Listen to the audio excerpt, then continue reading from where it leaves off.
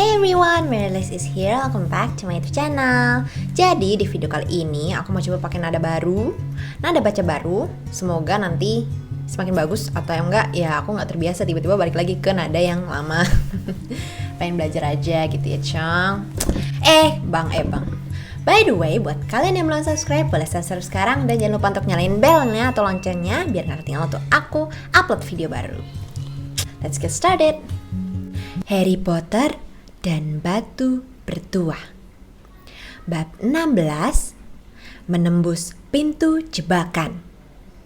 Di tahun-tahun mendatang, Harry tidak bisa ingat bagaimana persisnya dia bisa mengerjakan soal-soal ujiannya ketika dia setengah percaya Voldemort bisa menerobos masuk setiap saat. Tetapi hari-hari berlalu dan tak ada keraguan Fluffy masih hidup dan sehat di balik pintu tertutup. Udara panas sekali, terutama di ruang kelas besar tempat mereka mengerjakan ujian tertulis. Kepada mereka dibagikan pena bulu baru khusus untuk ujian. Pena yang telah disihir dengan mantra anti menyontek. Mereka juga ujian praktek. Profesor Flitwick memanggil mereka satu persatu ke dalam kelas untuk menguji apakah mereka bisa membuat nanas menari di atas meja. Profesor McGonagall mengawasi mereka mengubah tikus menjadi kotak tembakau. Angka diberikan sesuai dengan seberapa indahnya kotak tembakau itu. Tetapi dikurangi jika kotak itu punya kumis. Snape membuat mereka gugup. Terus menempel, sementara mereka mencoba mengingat bagaimana membuat ramuan lupa. Harry mengerjakan tugas-tugasnya sebaik mungkin. Berusaha mengabaikan rasa sakit yang menusuk-nusuk dahinya, yang terus mengganggunya sejak perjalanannya ke hutan. Neville mengira Harry senawan berat gara-gara ujian, karena Harry tak bisa tidur. Tetapi kenyataannya adalah Harry berkali-kali terbangun gara-gara mimpi buruknya yang dulu. Hanya saja sekarang mimpi itu lebih mengerikan. Karena ada sosok berkerudung dengan darah menetes-netes di dalam mimpinya. Mungkin karena mereka tidak melihat apa yang dilihat Harry di dalam hutan. Atau karena mereka tidak memiliki bekas luka yang terasa panas membara di dahi mereka. Tetapi Ron dan Hermione tidak secemas Harry memikirkan batu itu. Voldemort tentu saja membuat mereka takut. Tetapi dia tidak mendatangi mereka berkali-kali dalam mimpi. Dan mereka terlalu sibuk belajar sehingga tak punya banyak waktu untuk mencemaskan apa yang akan dilakukan Snape atau penyihir jahat lainnya. Ujian terakhir mereka adalah sejarah sihir. Setelah 1 jam menjawab berbagai pertanyaan tentang penyihir nyentrik yang menemukan kuali yang bisa mengaduk sendiri, mereka akan bebas. Bebas selama seminggu penuh yang menyenangkan sampai hasil ujian mereka diumumkan. Ketika hantu Profesor Banks menyuruh mereka meletakkan pena bulu dan menggulung perkamen mereka, Harry ikut bersorak bersama yang lain. "Ujiannya lebih mudah daripada dugaanku," kata Hermione. Ketika mereka bergabung dengan gerombolan anak-anak keluar ke lapangan yang disinari matahari. "Aku tak perlu menghafalkan kitab perilaku manusia serigala tahun 1637 atau pemberontakan Elfric si penuh semangat." Hermione senang mendiskusikan soal-soal ujiannya, tetapi Ron mengatakan ini membuatnya pusing. Maka mereka pergi ke danau dan duduk di bawah pohon. Si kembar Weasley dan Lee Jordan sedang menggelitik sungut cumi-cumi raksasa yang sedang menghangatkan diri di air yang dangkal. Tak perlu lagi belajar." Ron menghela napas dengan senang, berbaring di atas rumput. "Ceria sedikit dong, Harry. Kita punya waktu seminggu sebelum kita tahu ujian kita jeblok. Sekarang tak perlu cemas." Harry menggosok-gosok dahinya. "Aku ingin tahu apa artinya ini," celetuknya jengkel. "Bekas lukaku sakit terus. Sebelumnya memang pernah sakit, tapi tidak sesering ini." "Pergilah ke Madame Pomfrey," Hermione mengusulkan. "Aku tidak sakit," kata Harry. "Kurasa ini peringatan. Artinya akan ada bahaya." Ron tidak bisa diajak kompromi. Hawa terlalu panas. "Harry, santai saja. Hermione benar. Batu itu aman selama Dumbledore ada. Lagi pula, kita tak pernah punya bukti Snape sudah menemukan cara melewati Fluffy. Kakinya pernah nyaris copot 1 kali. Dia tidak akan buru-buru mencoba lagi. Dan Neville akan main Quidditch untuk tim Inggris sebelum Hagrid mengecewakan Dumbledore. Harry mengangguk. Tetapi dia tidak dapat menghilangkan perasaan bahwa ada sesuatu yang lupa dia lakukan. Sesuatu yang penting. Ketika dia mencoba menjelaskan soal ini, Hermione berkata, "Itu cuma dampak ujian. Semalam aku terbangun dan sudah membaca setengah buku catatan transfigurasiku sebelum aku ingat ujian itu sudah selesai." Meskipun demikian, Harry yakin perasaannya yang galau itu tidak ada hubungannya dengan ujian. Dia memandang seekor burung hantu terbang menuju sekolah melintasi langit biru cerah, paruhnya menggigit surat. Hagridlah satu-satunya orang yang pernah mengiriminya surat. Hagrid tak akan pernah mengkhianati Dumbledore. Hagrid tak akan pernah memberitahu siapapun bagaimana caranya melewati Fluffy. Tak pernah. Tetapi mendadak Harry melompat bangun. "Mau kemana kau?" tanya Ron mengantuk. "Baru saja terpikir olehku," kata Harry. Wajahnya sudah menjadi pucat. "Kita harus menemui Hagrid sekarang." "Kenapa?" Hermione tersengal, berusaha mengejar Harry. "Tidakkah menurut kalian agak aneh?" kata Harry sambil mendaki lereng berumput, "bahwa Hagrid sangat ingin memiliki naga, dan tiba-tiba saja muncul orang asing yang kebetulan punya telur naga dalam kantongnya.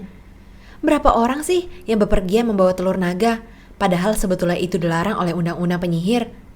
Untung mereka menemukan Hagrid. Ya kan? Kenapa aku tidak menyadari hal ini sebelumnya?" "Apa sih maksudmu?" tanya Ron. Tetapi Harry yang berlari menyeberangi lapangan menuju tepi hutan tidak menjawab. Hagrid sedang duduk di kursi berlengan di luar rumahnya. Celana panjang dan lengan kemejanya digulung dan dia sedang mengupas kacang polong yang kemudian dimasukkannya ke dalam mangkuk besar. "Halo," sapanya, tersenyum. "Selesai ujian? Ada waktu untuk minum?" "Ada," kata Ron. Tetapi Harry menyelanya. "Tidak, kami sedang buru-buru." "Hagrid, aku harus tanya sesuatu padamu. Kau ingat malam kau memenangkan Norbert? Seperti apa orang asing yang main kartu denganmu itu?"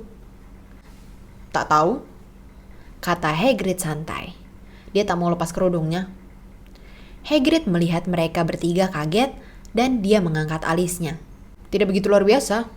Ada banyak orang aneh di Hogshead. Itu nama tempat minum di desa itu.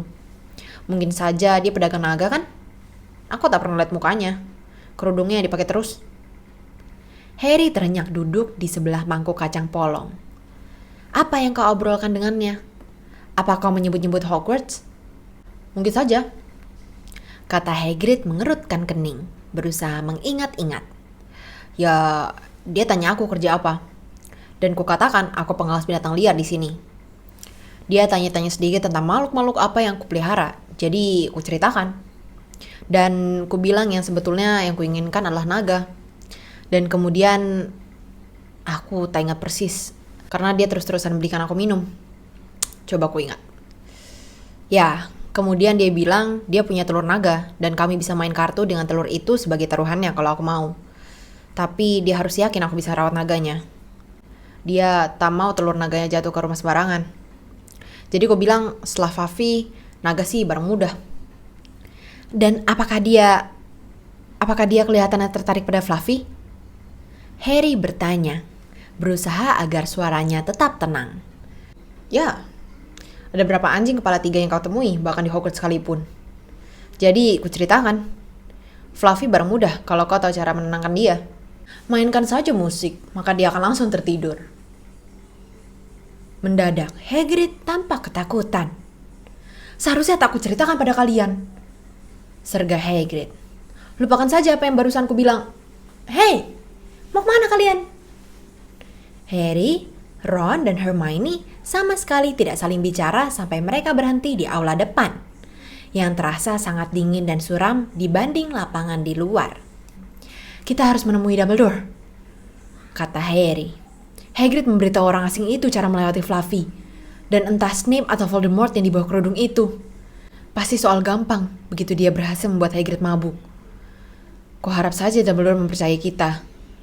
Firenze mungkin mau mendukung kita kalau Bane tidak melarangnya. Di mana kantor Dumbledore? Mereka memandang berkeliling, seakan berharap melihat papan yang bisa menunjukkan arah yang benar. Mereka tak pernah diberitahu di mana Dumbledore tinggal, dan mereka pun belum pernah bertemu seseorang yang pernah pergi ke kediaman Dumbledore. Kita harus... Harry baru mulai berkata ketika mendadak terdengar suara dari seberang aula. Apa yang kalian lakukan di sini? Profesor McGonagall membawa setumpuk buku. Kami ingin menemui Profesor Dumbledore, kata Hermione agak nekat. Pikir Harry dan Ron. Menemui Profesor Dumbledore? Profesor McGonagall mengulang. Seakan itu hal yang sangat aneh. Kenapa? Harry menelan ludah. Sekarang bagaimana? Ini semacam rahasia, katanya. Lalu langsung menyesal karena lubang hidung Profesor McGonagall melebar.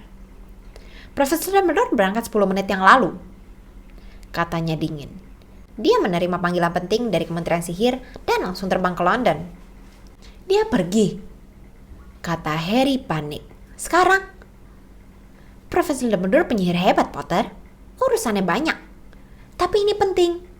Sesuatu yang ingin kau sampaikan lebih penting daripada Kementerian Sihir, Potter?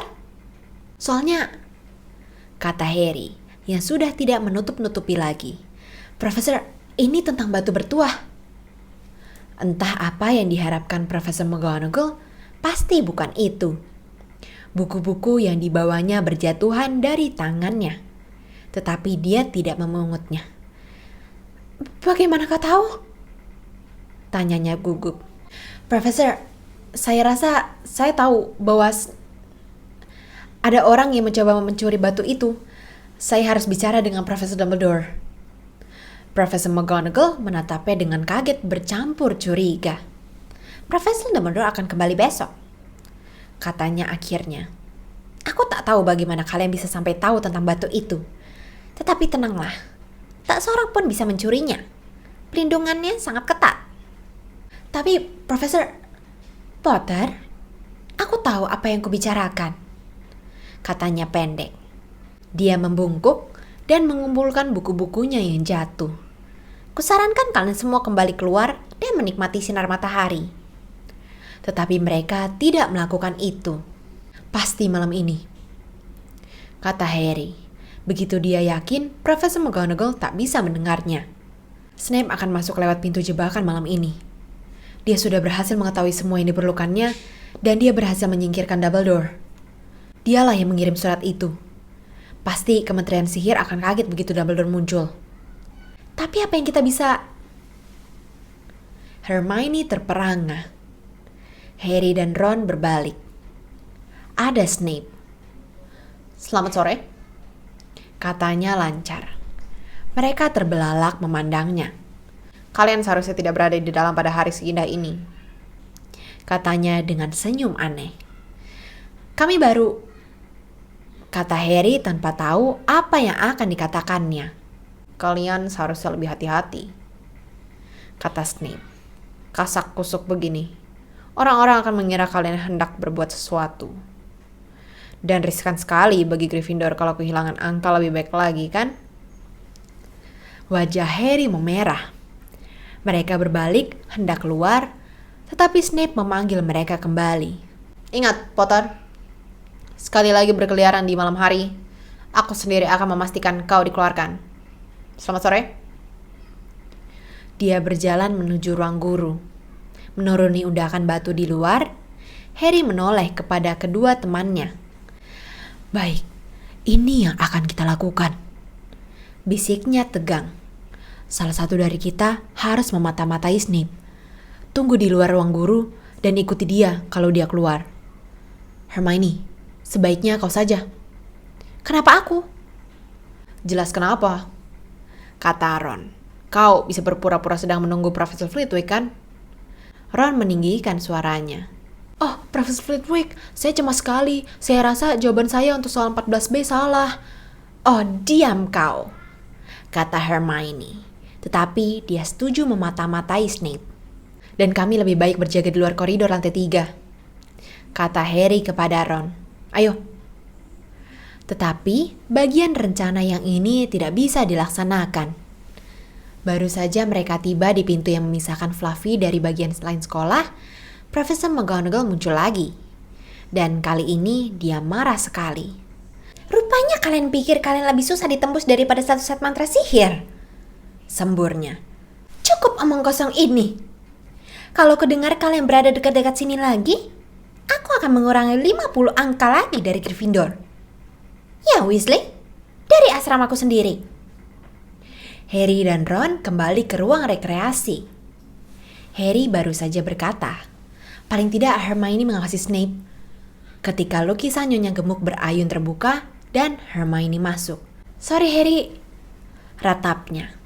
Snape keluar dan bertanya aku sedang apa. Jadi kau katakan aku menunggu Flitwick dan Snape masuk memanggilkan dia. Terpaksa aku buru-buru menyingkir. Aku tak tahu Snape kemana. Apa boleh buat kalau begitu kan? Kata Harry. Kedua temannya menatapnya. Wajah Harry pucat dan matanya berkilauan. Aku akan ke sana malam ini. Dan aku akan berusaha mendapatkan batu itu lebih dulu. Kau gila, kata Ron. Jangan, cegah Hermione. Setelah McGonagall dan Snape mengancammu seperti itu, kau akan dikeluarkan. Jadi kenapa?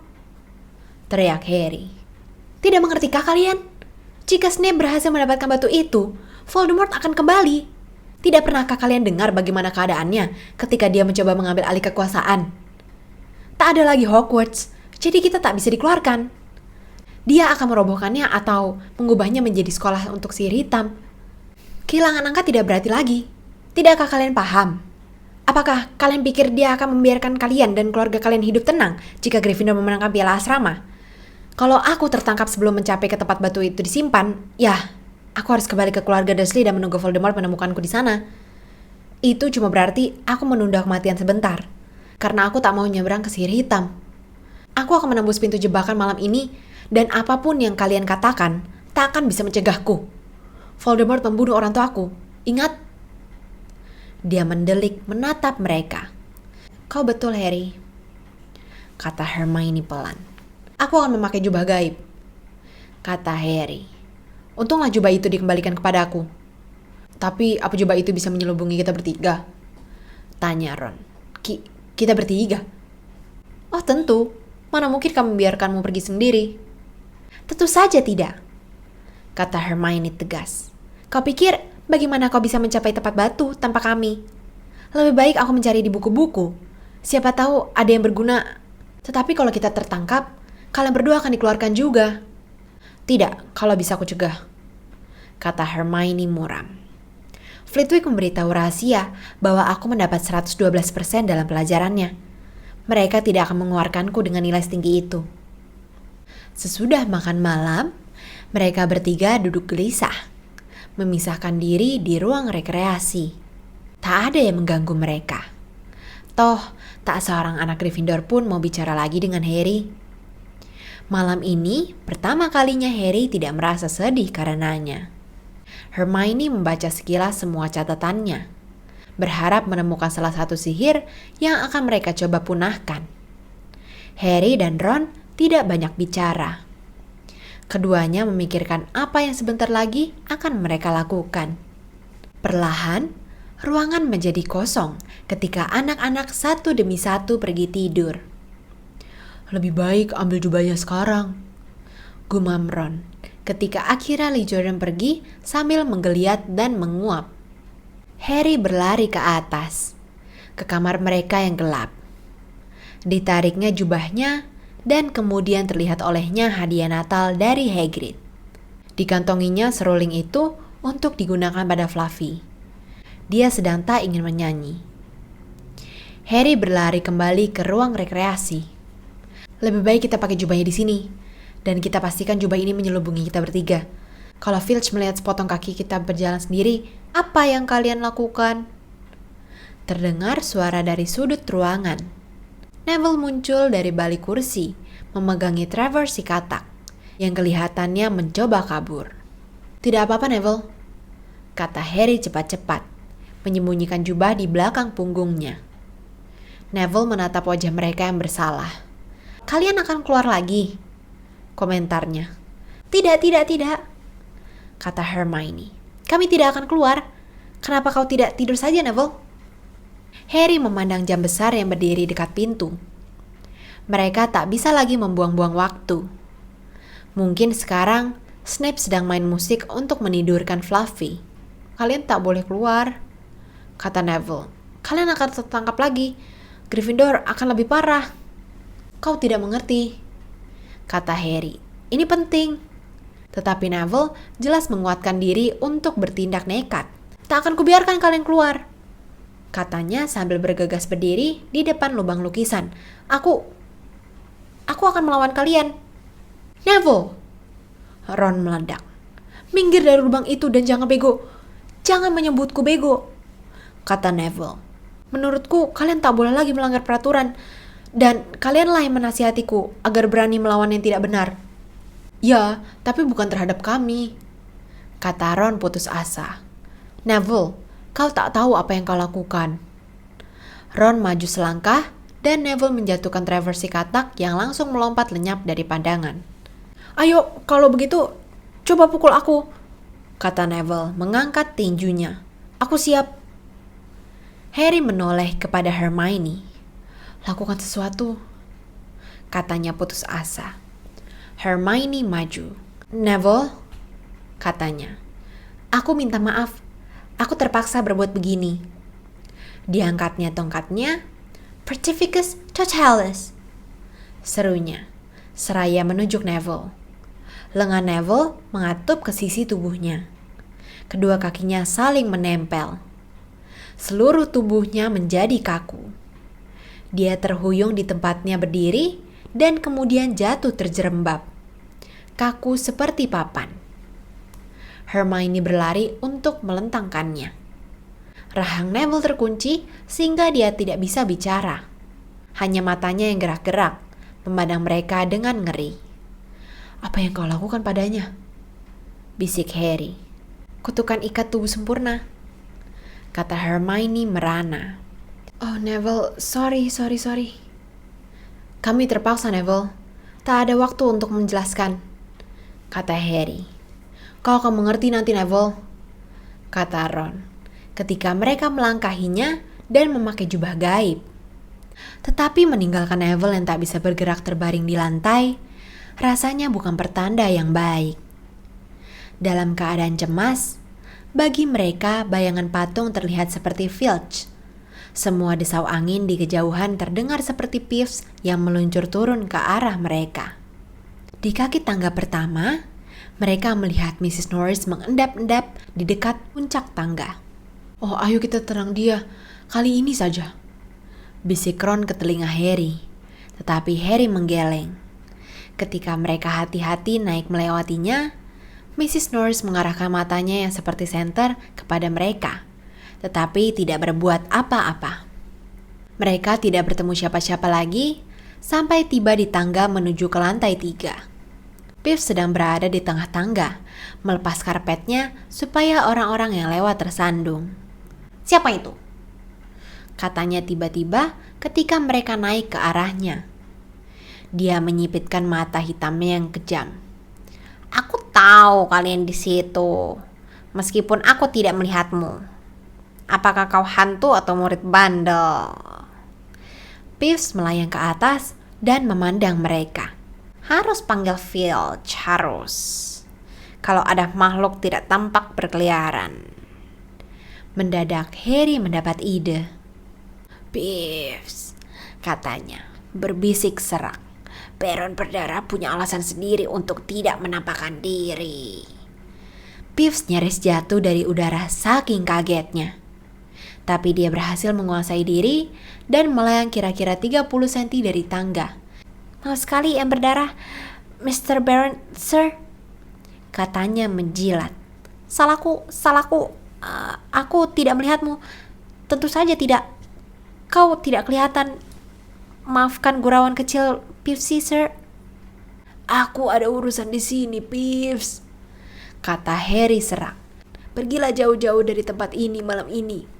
Baik sir, aku akan pergi, kata Peeves melayang naik lagi. Mudah-mudahan urusanmu berjalan lancar, Baron. Aku tidak akan mengganggumu. Dan dia pun melayang pergi. Brilian, Harry, bisik Ron.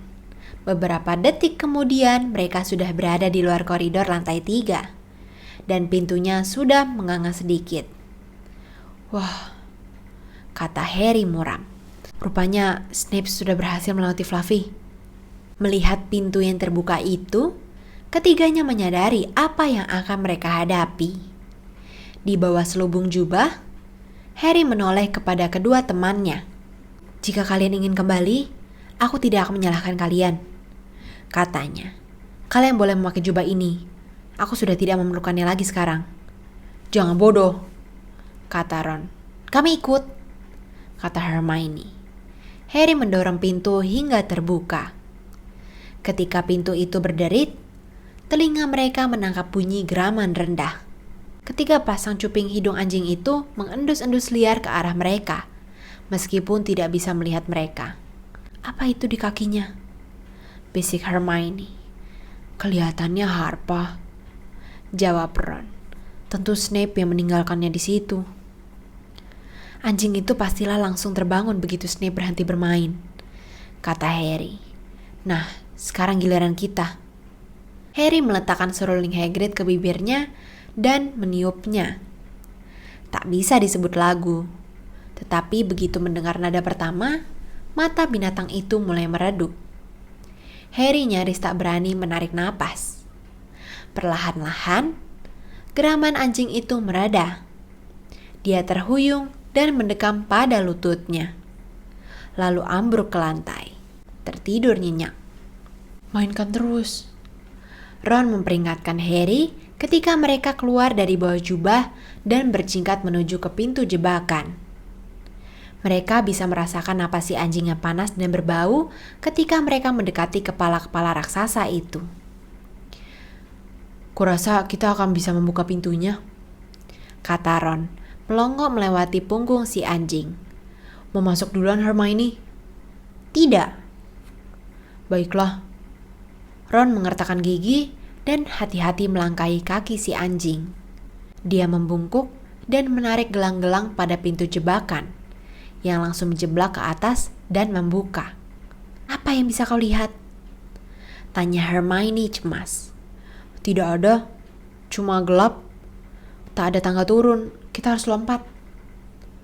Harry yang masih meniup seruling melambai kepada Ron dan menunjuk-nunjuk dirinya.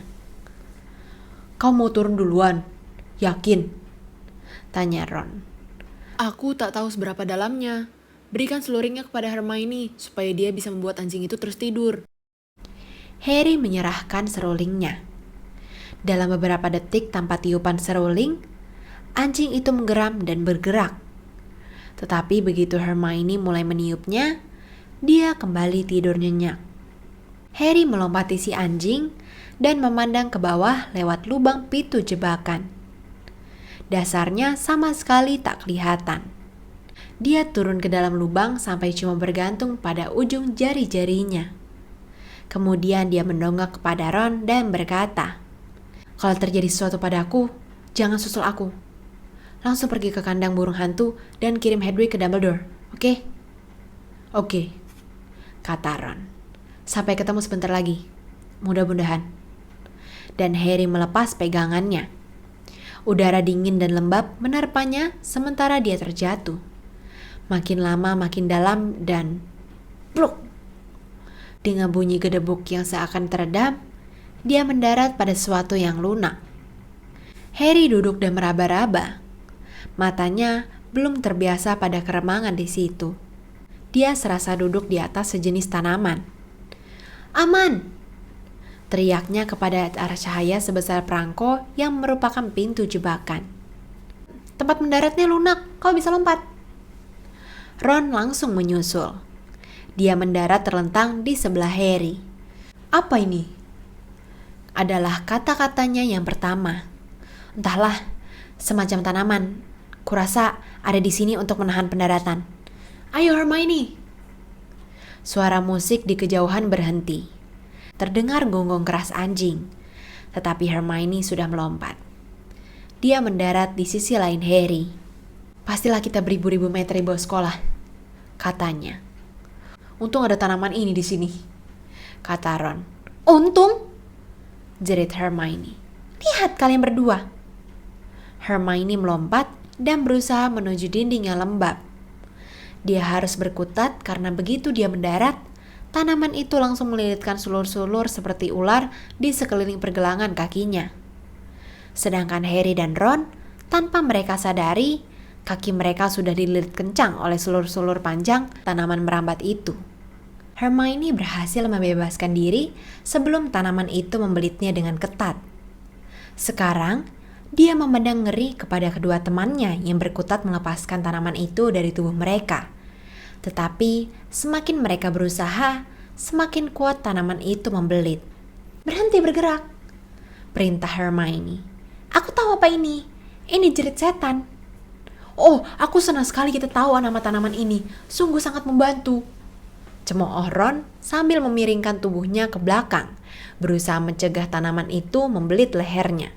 "Diam, aku sedang berusaha mengingat bagaimana cara membunuhnya," kata Hermione. "Cepat kalau begitu, aku tak bisa bernapas," kata Harry tersengal, berkutat dengan sulur yang membelit dadanya. Jerit setan, apa yang dikatakan Profesor Sprout? Tanaman ini suka kegelapan dan kelembapan. Kalau begitu nyalakan api." Harry tersedak. "Ya, tentu saja, tapi tak ada kayu," seru Hermione meremas-remas tangannya. "Kau ini gila," Ron menggeram. "Kau penyihir apa bukan?"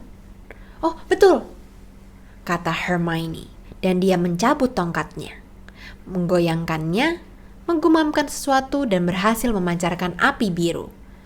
Sama seperti yang digunakannya pada Snape di stadion, ke arah tanaman itu. Dalam beberapa detik saja, kedua anak laki-laki itu merasa belitan sulur-sulur itu mengendur ketika tanaman itu menjauh ketakutan dari nyala terang dan kehangatan. Menggeliat-geliut dan melambai-lambai, tanaman itu melepaskan belitannya dan mereka berhasil membebaskan diri. "Untung kau menyimak pelajaran herbologi, Hermione," kata Harry ketika dia bergabung dengannya di dekat dinding seraya menyekat keringat dari wajahnya. "Ya," kata Ron. "Dan untung Harry tidak jadi panik dalam krisis. Tak ada kayu, astaga." "Jalan sini," kata Harry, menunjuk ke lorong berlantai batu yang merupakan satu-satunya jalan di situ. Satu-satunya bunyi yang bisa mereka dengar selain langkah-langkah mereka sendiri adalah tetes-tetes air lembut yang jatuh dari dinding.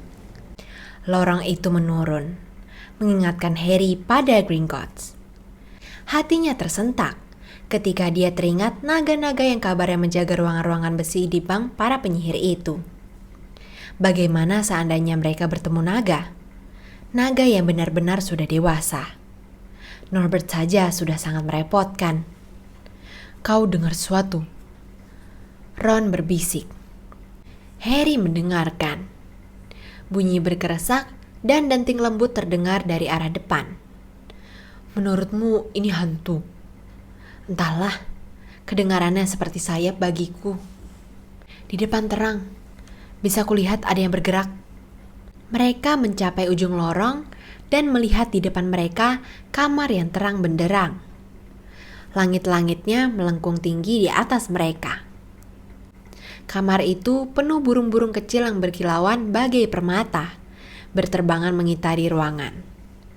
Di sisi lain kamar itu terdapat pintu kayu berat. "Apa mereka akan menyerang bila kita menyeberangi kamar ini?" kata Ron. "Mungkin," kata Harry. "Kayaknya sih mereka tidak galak. Tapi kalau kita menyerang bersamaan, ya tak ada jalan lain. Aku mau lari." Harry menarik napas dalam-dalam, menutupi wajah dengan lengannya dan berlari menyeberangi ruangan. Dia mengira paruh dan cakar tajam akan merobek-robeknya setiap saat. Tetapi ternyata tidak. Dia tiba di pintu dengan selamat. Ditariknya pegangan pintu. Pintu itu terkunci. Kedua temannya mengikutinya. Mereka menarik dan mendorong pintu itu. Tetapi pintunya tak bergerak. Bahkan tidak juga ketika Hermione mencoba mantra Alohomoranya. "Sekarang bagaimana?" kata Ron. "Burung-burung ini, mereka tak mungkin ada di sini hanya untuk dekorasi saja," kata Hermione. "Mereka mengawasi burung-burung yang bertebangan di atas. Berkilauan. Berkilauan. Mereka bukan burung," celetuk Harry tiba-tiba. "Itu kunci. Kunci bersayap. Lihat yang teliti. Itu berarti..." Harry melihat berkeliling ruangan sementara kedua temannya menyipitkan mata, memandang kawanan kunci itu. "Ya, lihat, sapu. Kita harus menangkap kunci pintu itu." "Tapi ada ratusan kunci." Ron mengamati lubang kunci di pintu. "Yang kita cari kunci kuno besar, mungkin perak, seperti pegangan pintunya." Mereka masing-masing menyabar sapu dan menyentak ke atas, melayang ke tengah gerombolan kunci itu. Mereka menyambar dan menjambret. Namun, kunci-kunci yang telah disihir itu meluncur dan menukik begitu cepat, sampai nyaris tak mungkin ditangkap. Tapi tak percuma Harry menjadi seeker paling muda abad ini. Dia punya bakat melihat sesuatu yang tidak dilihat orang lain. Setelah beberapa menit menyelip-nyelip di antara pusaran bulu-bulu pelangi itu, dia melihat kunci perak besar yang sayapnya bengkok. Seakan kunci itu sudah pernah ditangkap dan dijejalkan dengan kasar ke dalam lubang kunci. "Yang itu!" teriaknya. "Yang besar itu, di sana! Bukan, itu! Yang sayapnya biru terang. Bulu-bulunya kusut di satu sisinya." Ron meluncur ke arah yang ditunjuk Harry, menabrak langit-langit dan nyaris terjatuh dari sapunya. "Kita harus mengepungnya!" teriak Harry, tanpa melepas pandangannya dari kunci dengan sayap rusak itu.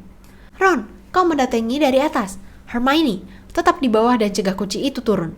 Dan aku akan mencoba menangkapnya." "Baik, sekarang!" Ron menukik, Hermione melintas. Kunci itu berhasil menghindari mereka berdua dan Harry meluncur mengejarnya. Kunci itu terbang menuju dinding. Harry mencondongkan tubuh ke depan dan diiringi bunyi derak yang menyakitkan telinga. Memepetnya ke dinding dengan satu tangan. Sorak Ron dan Hermione bergaung di kamar berlangit-langit tinggi itu. Mereka cepat-cepat mendarat dan Harry berlari ke pintu. Kunci di tangannya menggelepar, berusaha melepaskan diri. Harry memasukkannya ke lubang dan memutarnya. Berhasil. Begitu terdengar bunyi klik membuka, kuncinya langsung melesat terbang lagi. Bentuknya makin berantakan sekarang, setelah ditangkap 2 kali. "Siap?" Harry menanyai kedua temannya. Tangannya mencekal pegangan pintu. Kamar berikutnya begitu gelap, sehingga mereka sama sekali tak bisa melihat apa-apa. Tetapi begitu mereka melangkah masuk, mendadak cahaya memenuhi ruangan, menunjukkan pemandangan yang mencengangkan. Mereka berdiri di tepi papan catur raksasa, di belakang bidak-bidak hitam, yang semuanya lebih tinggi dari mereka dan dipahat dari, tampaknya, batu hitam. Berhadapan dengan mereka, jauh di seberang ruangan adalah bidak-bidak putih. Harry, Ron, dan Hermione sedikit gemetar. Bidak-bidak catur putih itu tak berwajah. "Sekarang, apa yang harus kita lakukan?" bisik Harry. "Jelaskan," timpal Ron. "Kita harus bermain untuk bisa sampai ke seberang ruangan." Di belakang bidak-bidak putih itu, mereka melihat pintu lain. "Bagaimana?" tanya Hermione cemas. "Kurasa," kata Ron, "kita harus menjadi bidak catur." Ron berjalan ke arah perwira hitam dan menjulurkan tangan untuk menyentuh kudanya. Langsung saja batu itu hidup. Kudanya mengais-ngais tanah dan si perwira menolehkan kepalanya yang memakai helm untuk menunduk, memandang Ron. "Apa kami harus bergabung dengan kalian untuk bisa menyeberang?" Perwira hitam itu mengangguk. Ron menoleh kepada kedua temannya. "Ini perlu pemikiran," katanya. "Kurasa kita harus mengambil tempat 3 bidak hitam." Harry dan Hermione tetap diam, mengawasi Ron berpikir. Akhirnya Ron berkata, "Jangan tersinggung ya, tapi kalian berdua tak begitu ahli main catur." "Kami tidak tersinggung," kata Harry cepat-cepat. "Katakan saja apa yang harus kami lakukan." "Nah, Harry, kau mengambil tempat menteri itu. Dan Hermione, kau di sebelahnya, di tempat benteng itu." "Kau sendiri bagaimana?" "Aku akan jadi perwira," kata Ron. Bidak-bidak catur itu rupanya mendengarkan. Karena begitu Ron berkata demikian, perwira, menteri dan benteng berbalik memungkungi bidak-bidak putih dan berjalan turun dari papan catur, meninggalkan 3 petak kosong yang segera ditempati Ron, Harry, dan Hermione. "Putih selalu melangkah duluan dalam permainan catur," kata Ron, menyipitkan mata memandang ke seberang. "Ya, lihat." Satu pion putih melangkah maju 2 petak. Ron mulai mengarahkan bidak-bidak hitam. Mereka bergerak diam mengikuti perintahnya. Lutut Harry gemetar. Bagaimana kalau mereka kalah? "Harry, bergerak diagonal 4 petak ke kanan." Pukulan pertama mereka terjadi ketika perwira hitam satunya ditawan. Si Ratu Putih membantingnya ke lantai dan menyeretnya keluar papan. Si perwira menggeletak tak bergerak, tengkurap. "Apa boleh buat?" kata Ron, yang tampak terguncang. "Kau jadi bebas melawan si menteri itu, Hermione. Ayo." Setiap kali salah satu anggota mereka kalah, bidak-bidak putih itu tak menunjukkan belas kasihan. Segera saja, sekumpulan bidak hitam lemas terpuruk di sepanjang dinding. 2 kali, Ron menyadari tepat waktu bahwa Harry dan Hermione dalam bahaya. Dia sendiri melesat ke sana kemari di papan, menawan bidak putih hampir sebanyak bidak hitam yang kalah. "Kita hampir sampai," mendadak Ron bergumam. Biar aku berpikir." Si Ratu Putih menolehkan wajahnya yang kosong ke arahnya. "Ya," kata Ron pelan. "Ini satu-satunya cara. Aku harus ditawan." "Tidak!" Harry dan Hermione memekik. "Begitulah catur," tukas Ron. "Harus ada yang dikorbankan. Aku akan melangkah maju 1 petak dan Ratu Putih akan menawanku. Jadi kau bebas mensekak rajanya, Harry. Tapi kau mau menghalangi Snape atau tidak?" "Ron, kalau kau tidak buru-buru, Snape sudah akan berhasil mendapatkan batu itu." "Tak ada pilihan lain." "Siap," seru Ron. Wajahnya pucat tetapi mantap. "Aku menyerahkan diri. Jangan berlama-lama begitu kalian sudah menang." Ron melangkah maju dan Ratu Putih langsung menerkam. Dipukulnya keras-keras kepala Ron dengan tangan batunya dan Ron langsung ambruk ke lantai. Hermione menjerit tetapi tetap bertahan di petaknya. Si Ratu Putih menyeret Ron ke tepi. Kelihatannya dia pingsan. Gemetaran, Harry bergerak 3 petak ke kiri. Si Raja Putih melepas mahkotanya dan melemparnya ke kaki Harry. Mereka sudah menang. Bidak-bidak catur menepi dan membungkuk. Jalan menuju pintu kini tanpa hambatan.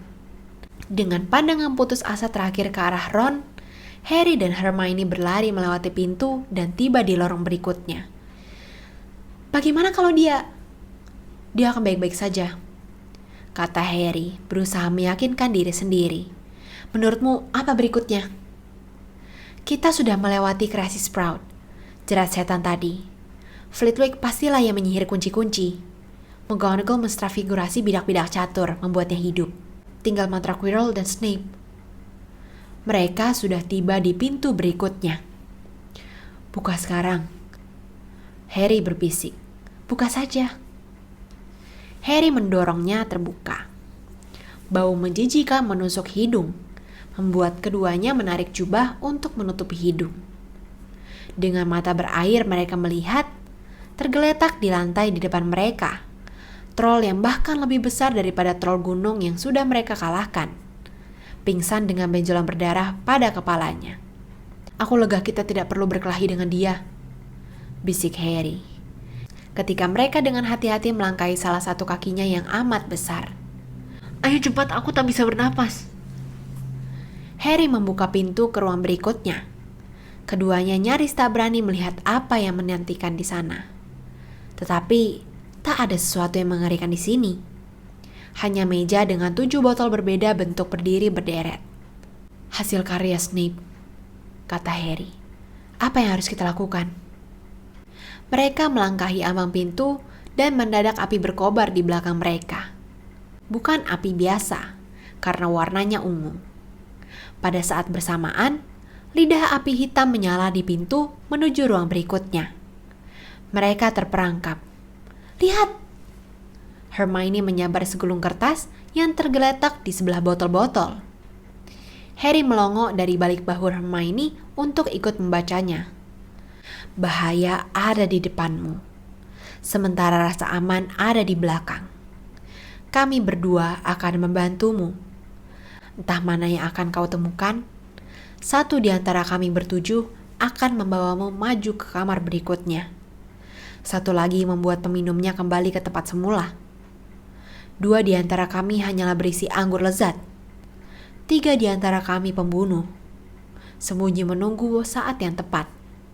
Pilihlah, kalau tak mau berada di sini selamanya merajuk. Untuk membantu menentukan pilihanmu, kami berikan 4 petunjuk. Pertama, betapapun liciknya racun berusaha bersembunyi, kau akan selalu menemukannya di sebelah anggur di sisi kiri. Kedua, yang berdiri di masing-masing ujung isinya lain, tetapi kalau kau mau ke depan, dua-duanya pantang untuk main-main. Ketiga, seperti kau lihat jelas, semua botol-botol berbeda ukurannya, baik yang cebol maupun yang raksasa berisi maut di dalamnya. Keempat, yang kedua dari kiri dan dari kanan sama saja isinya, meskipun awalnya tampak berlainan. Hermione mengembuskan napas lega, dan Harry heran sekali melihatnya tersenyum. Soalnya, dia sendiri sama sekali tak ingin tersenyum. Brilian, puji Hermione. Ini bukan sihir, ini logika, teka-teki. Banyak penyihir besar yang tak punya logika sama sekali akan terkurung di sini selamanya. Kita juga begitu kan? Tentu saja tidak, kata Hermione. Semua yang kita butuhkan ada di atas kertas ini. 7 botol, 3 diantaranya racun, 2 anggur, dan 1 yang akan membawa kita dengan selamat melewati api hitam itu. Dan 1 lagi akan membawa kita kembali melewati api ungu. Tapi, bagaimana kita tahu mana yang harus diminum? Beri aku waktu sebentar. Hermione membaca kertas itu beberapa kali. Kemudian dia berjalan mondar-mandir di depan deretan botol, bergumam sendiri, dan menunjuk-nunjuk botol-botol itu. Akhirnya dia bertepuk tangan. Aku tahu, katanya. Botol paling kecil akan membawa kita melewati api hitam, menuju ke batu bertuah. Harry memandang botol kecil mungil itu. Isinya hanya cukup untuk 1 orang, katanya. 1 teguk saja pun tak ada. Mereka saling pandang. Mana yang bisa membawamu melewati api ungu? Hermione menunjuk botol bulat di ujung deretan. Kau minum yang itu, kata Harry. Tidak, dengar. Kembalilah dan ajak Ron. Ambil sapu dari kamar kunci terbang.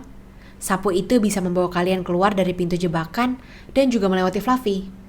Langsung pergi ke kandang burung hantu dan kirim Hedwig ke Dumbledore. Kita memerlukan dia.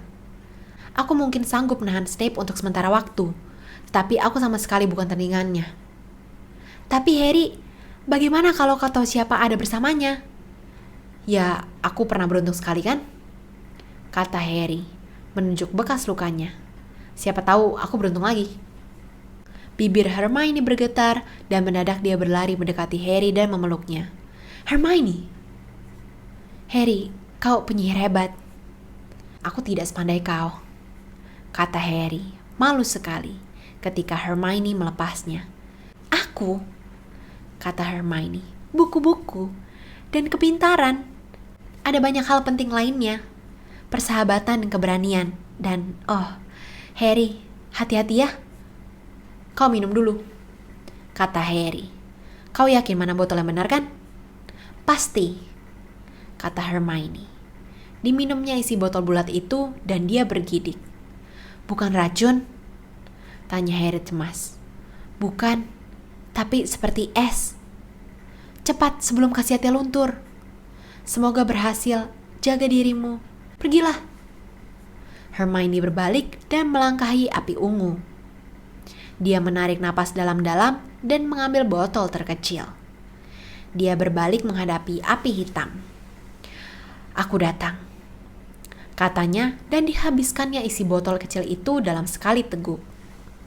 Memang seolah es mengaliri tubuhnya. Ditaruhnya kembali botol itu dan dia melangkah maju. Diberanikannya dirinya. Dilihatnya lidah api hitam menjilat-jilat tubuhnya, tetapi tak ada yang dirasakannya. Untuk sesaat, dia tak bisa melihat apapun kecuali api hitam. Tahu-tahu, dia sudah berada di sisi lain. Di kamar terakhir. Sudah ada orang lain di situ. Tetapi bukan Snape. Bahkan bukan pula Voldemort. Selesai. Oh my god, maaf banget. Ini bab ini ternyata aku di tengah-tengah aja tuh udah mulai kekeliengan ya. Aku sempat berhenti berapa kali, jadi kayak nanti settingnya bakalan geser-geser. I'm so sorry karena aku harus stopin berkali-kali dan aku langsung mau tutup aja. I'm so sorry kalau misalkan bab ini jelek ya. Terima kasih yang udah tonton, jangan lupa like, comment, dan subscribe, dan share ke teman-teman kalian supaya channel ini semakin berkembang dan semua orang tahu tentang Harry Potter dan semakin banyak Potterhead Indonesia. And I'll see you guys in next video. Bye-bye.